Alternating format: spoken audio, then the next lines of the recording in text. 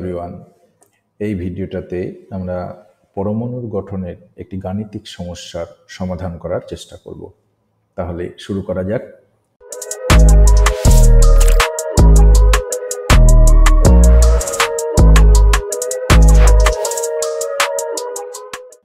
প্রথমে সমস্যাটা বা প্রবলেমটা ভালো করে পড়ার চেষ্টা করো। সমস্যাটা হচ্ছে He+ আয়নের n=2 শক্তিস্তর থেকে যদি ভূমিস্তরে ইলেকট্রন নেমে আসে তাহলে নির্গমন বর্ণালীর তরঙ্গ দৈর্ঘ্য অ্যাংস্ট্রম ইউনিটে কত হবে, এবং H অর্থাৎ প্লাঙ্ক কনস্ট্যান্ট, ইলেকট্রনের ভর এবং ইলেকট্রনের আধানের মান দেওয়া আছে। এই ধরনের প্রবলেমের বা সমস্যার ক্ষেত্রে আমরা রিডবার্গের ইকুয়েশন বা সমীকরণ ব্যবহার করতে পারি। তো রিডবার্গের ইকুয়েশন হচ্ছে 1/λ = rz² × 1/n1² - 1/n2²। এই সমীকরণ ব্যবহার করতে গেলে সমস্যাটা হচ্ছে যে রিডবার্গ কনস্ট্যান্ট বা রিডবার্গ ধ্রুবক আর এর মান প্রবলেমটার মধ্যে দেওয়া নেই বা কোশ্চেনটার মধ্যে দেওয়া নেই। তাহলে আমরা কি করব, এই ইকুয়েশনটাকে আমরা চেঞ্জ করব, অথবা কেউ যদি চাও তাহলে রিডবার্গের কনস্ট্যান্টের যে এক্সপেরিমেন্টাল ভ্যালু বা পরীক্ষালব্ধ মান সেটা হচ্ছে 109677 সেন্টিমিটার ইনভার্স, সেই মানটা বসিয়েও অঙ্কটা করা যায়। কিন্তু যেহেতু এখানে আর এর মান দেওয়া নেই, তাই আমরা কি করব, সমীকরণটাকে কিছুটা পরিবর্তন করব।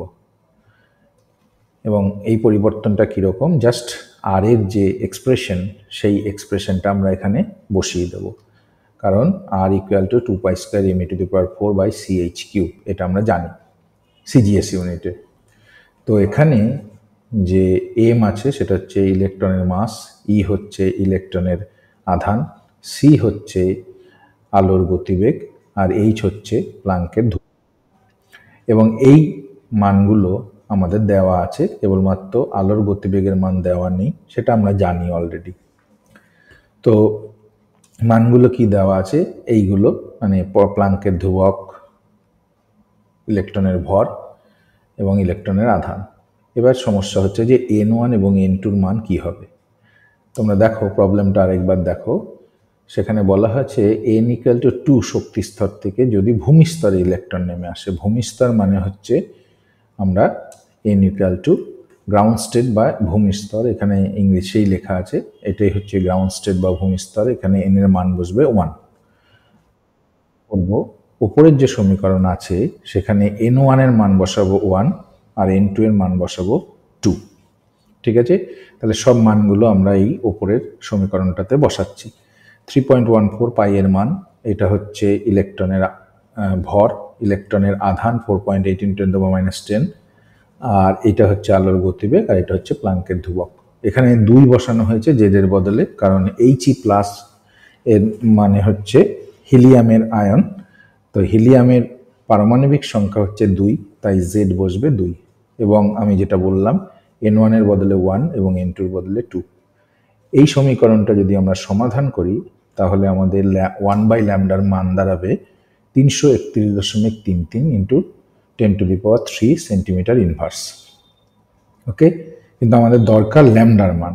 তাহলে আমরা কি করব, এটার অনন্যক ভ্যালুটা আমরা নেব, এবং সেটা হচ্ছে 3.0181 × 10⁻⁻6 সেন্টিমিটার। এটাই হচ্ছে তরঙ্গ দৈর্ঘ্যের মান। যে সমস্যাটা, গাণিতিক সমস্যাটা আমাদের দিয়েছে, সেক্ষেত্রে তরঙ্গ দৈর্ঘ্যের মান হবে এটা। কিন্তু আমাদেরকে কোশ্চেনটার মধ্যে চেয়েছে অ্যাংস্ট্রম ইউনিটে বের করতে। তাহলে আমরা কি করব, এই মানটাকে আমরা অ্যাংস্ট্রম ইউনিটে কনভার্ট করব, এবং সেটা দাঁড়াবে 301.81 অ্যাংস্ট্রম। কেন? তার কারণ হচ্ছে 1 অ্যাংস্ট্রম সমান 10⁻⁸ সেন্টিমিটার। ঠিক আছে, তাহলে যে আমাদের গাণিতিক সমস্যাটা দিয়েছে সেক্ষেত্রে তরঙ্গ দৈর্ঘ্যের মান হচ্ছে 301.81 অ্যাংস্ট্রম। আশা করি এখানের আলোচনা তোমরা বুঝতে পেরেছ। যদি কোনো সমস্যা থাকে তাহলে তোমরা কমেন্ট করতে পারো। আমি এই ধরনের ভিডিও আরও আপলোড করব বিভিন্ন গাণিতিক সমস্যা কেমিস্ট্রি নিয়ে।